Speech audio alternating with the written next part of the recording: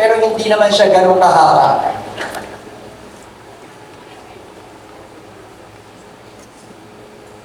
Yan. Pagdating doon sa batang nakasolve ng math, lagi kong naalala yung story niya kasi minsan, the greatest limitation we face are not the lack of resources, talent, or opportunity. Sometimes, the greatest limitation is believing that something cannot be done. As a community, we often fail into that same trap. Minsan, we begin to accept that poverty cannot be overcome. Di ba minsan yan yung naiisip natin? Ay, mahirap kami, hindi na kami yayaman. But that is not the right mentality. The divisions cannot be united. Diba? Ang sinasabi, pag magkakaaway yan, magkakaaway na. Pero, nakita nyo, diba? Yung dating kalaban ko sa pagka-congressman ngayon ay kapatid ko na sa Diyos. Kaya walang hindi imposible yung unity. Alam nyo, pag nag-a-adlib kayo, nawawala kayo sa binabasa nyo. The young people cannot rise above difficult circumstance or the progress only belongs to big cities. Katulad sa Guam, sasabihin natin, di, Amerika yun, kaya maganda. But hindi. Ang La Trinidad, ang La Tublay, gumaganda rin kahit maliit yan because of our community.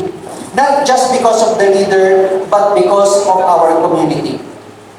Bawat lugar na nagpo-progress, nagsisimula sa mga taong mas pinipili maniwala that a better future was possible. Yet, as people of faith, we understand that our abilities and success are not ours alone. The gifts that we possess are blessing entrusted by God. Gift of leadership, teaching, service, anything. The question is not whether we have gifts, but because we all do. Ang tanong is, ano ba ang ginagawa natin sa regalo na binigay sa atin ng Diyos? Are we using them for our personal gain or to uplift others? Are we building only for our homes or are we helping build a stronger community?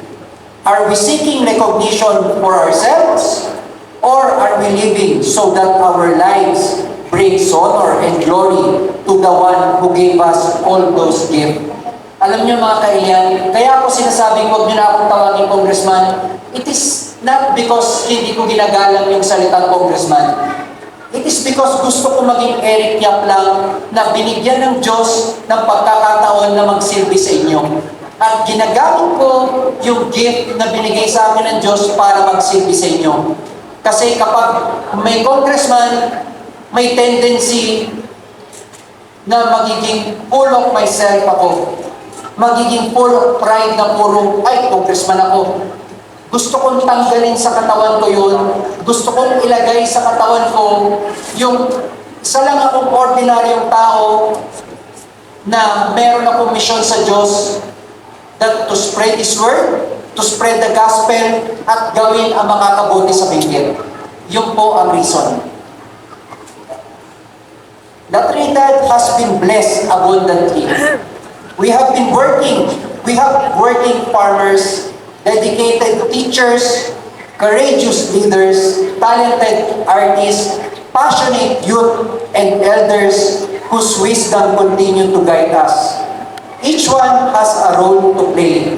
So kaya, mga auntie, mga uncle, lahat tayo, meron tayong responsibility na kailangan natin gawin for our beloved town, La Trinidad.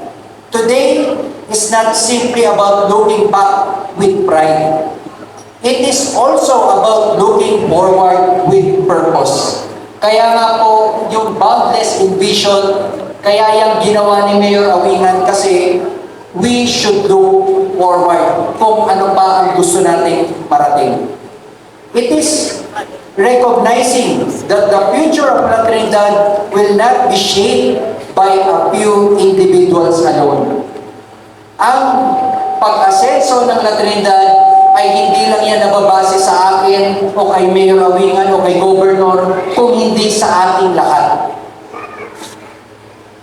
May we, as one people, continue to move forward with gratitude for our heritage, confidence in God's faithfulness, and a renewed commitment to use all that He has entrusted to us for the common good.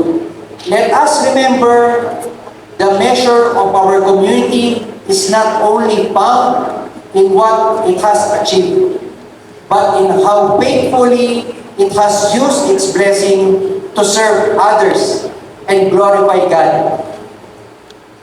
Nakakalungkot, no? Kasi parang ending nakasulat. Again, happy La Trinidad Foundation Day to all of us. May God bless us with abundance, with prosperity, and with protection sa mga farmers natin, good health sa mga senior citizens natin.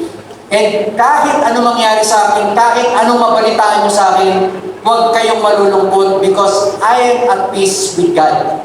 Makulong ako, mamatay ako, do not cry. But thank the Lord because I am now at peace. Kumbaga, nahanap ko na kung ano ang purpose ko sa buhay. Marami ang nagtatanong yung yakap medicine na binibigay natin, paano na pag wala na si Congressman? Again, we will pray for that and that will continue. God will provide for us. When I say God will provide for us, ibig sabihin yan, mangyayari yan because it is not me who will provide. It is our Lord God who will provide. Kaya mangyayari yan. Kapag siyak na ako, pwedeng ako. But the promises of God, 100% sure, lahat mangyayari yan. And I will always pray for our province to grow in terms of livelihood, to grow in terms of tourism, to grow in terms of infrastructure. Kaya nga, ang hamon ko sa mga government officials, barangay officials, ngayong darating election, huwag tayong pumunta sa siraan. Let us just tell the people kung ano ang gagawin natin. And let us treat our opponent as our brothers.